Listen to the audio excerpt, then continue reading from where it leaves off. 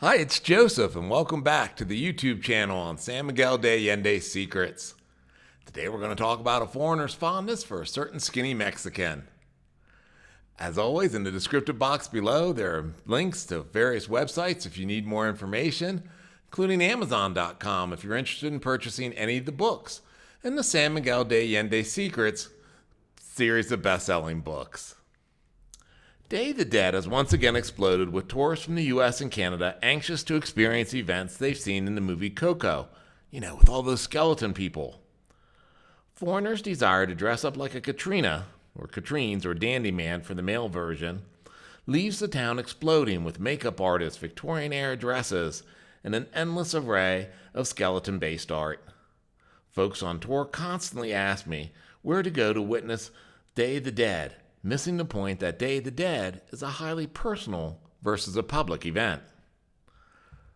The point to Day of the Dead is to build an altar to your deceased loved one, reminding you that life actually begins at death, as that's when you go home to heaven.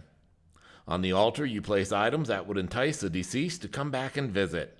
For example, to bring back a teacher, place Katrina's teaching class. Katrinas are a comic reflection of death, not scary. Pictured here is the Katrina of the 1970s supermodel Cheryl Tiegs, who has, quote, come a long way, baby. Katrinas started out as a political cartoon at the turn of the century, making fun of the wealthy Spanish in Mexico City.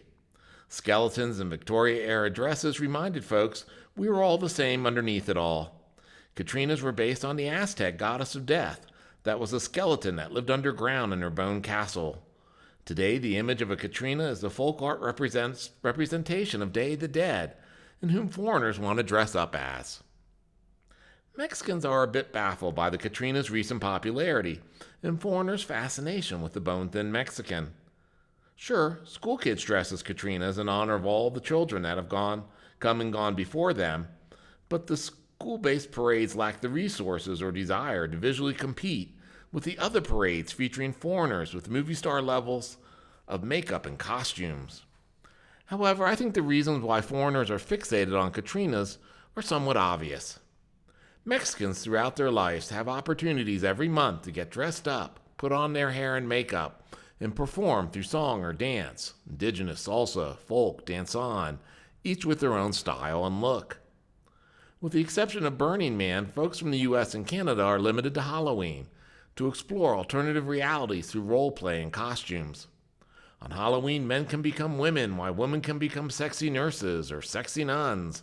Whatever catches your interest, you can become for a couple hours at a Halloween party.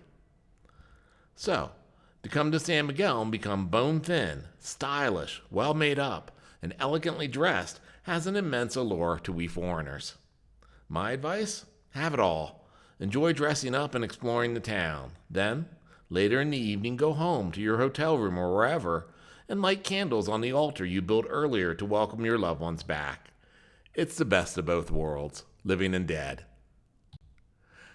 Feel free to click the subscribe button below and you'll get notifications of new videos as they come out throughout the month on Day of the Dead here in San Miguel de Allende on the YouTube channel dedicated to San Miguel de Allende's Secrets.